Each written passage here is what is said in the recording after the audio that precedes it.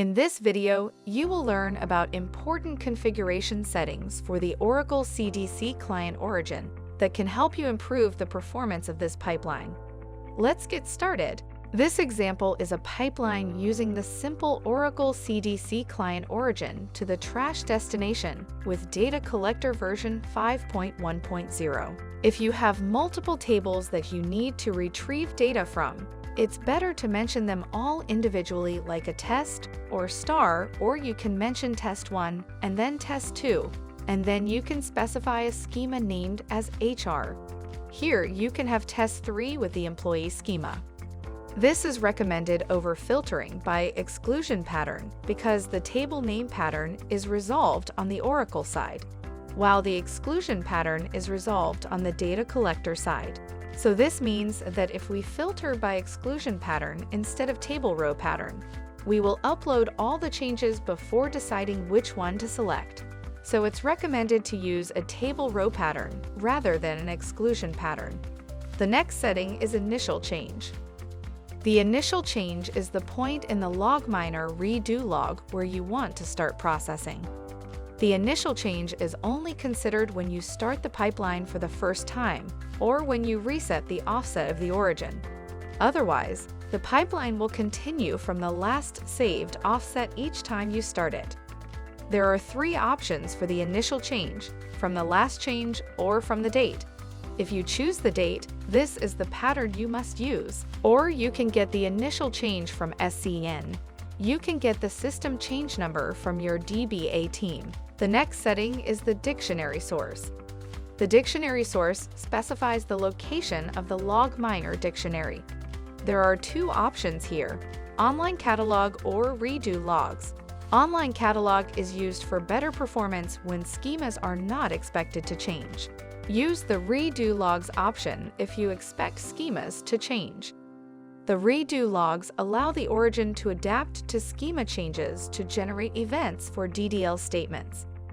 Note that using the dictionary in the redo logs can result in a significantly higher latency than using the dictionary in the online catalog. However, using the online catalog does not allow schema changes, so choose the best option according to your requirements. The next configuration option to consider is the buffer location. There are 2 options that you can choose from. One is the on-disk local buffer and the other is the Oracle buffer. To use the local buffer, you must select this option when you select the buffer location. And you see the buffer location is on disk or buffer location in memory. You can use in memory when you have small transactions and small table record updates. And you can use on disk if you see unpredicted large transactions with some statements and records like batch updates in the table. If you have enough memory on the data collector node, it is recommended to use a local buffer in memory for better performance. The next setting is the maximum transaction length in logminer. The maximum transaction length defines how much time we allow between successive operations within the same transaction. It is recommended to choose a lower value between 30 seconds and 5 minutes. We have kept 1 hour and 2 hours here for backward compatibility.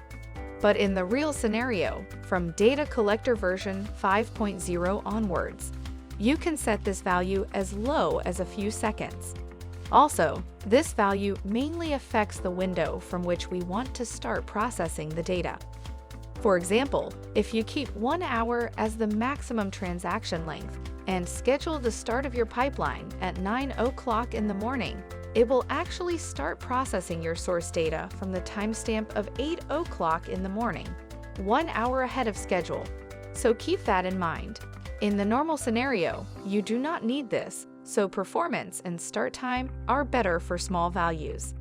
In logminer session window, you can keep this value equal or slightly larger than the maximum transaction length. So we recommend to start with 5 minutes, and then you can tune according to how the behavior affects performance. In this example, we'll set it at 10 minutes.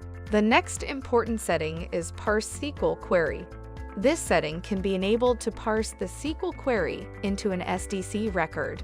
This may affect the performance. Therefore, we recommend that you also enable PEG parser with this setting. You can find it on the Advanced tab under PEG Parser.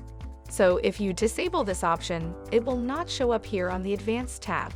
So if you enable the Use PEG Parser option, you should also enable the Parse SQL Query option. Also, you can configure the parsing thread pool size on the Advanced tab. So when statements are committed, the pipeline uses these many threads to pass SQL statements to an SDC record. You can use 5 or 10 threads as shown here. Those resulting records are passed to the rest of the pipeline. Note that enabling multi-threaded parsing does not enable multi-threaded processing. The pipeline uses a single thread to process the data. These threads are used only for processing the SQL statements to SDC records.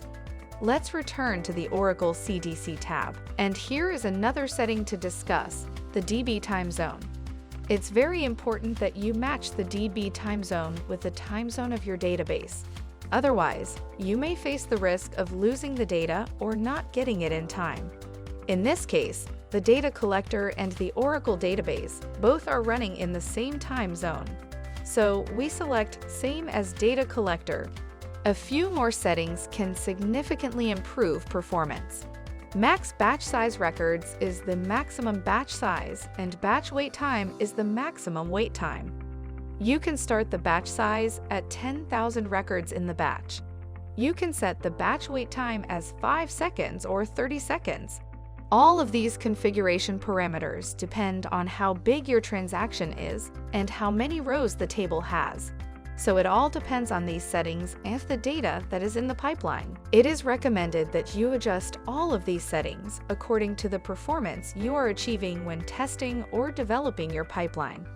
For example, if you make the max batch size too high, your performance will be degraded. In the Advanced tab, you can change the JDBC fetch size for current window and JDBC fetch size for past windows. You can keep the value between 15,000 to 24,000 for both. And from there, we can start tuning where you can increase or decrease those values. There is also the option to disable continuous mining. This is only effective until Oracle version 19c or before that, so we recommend that you disable it. In summary, these are some of the important configurations for creating an Oracle CDC pipeline.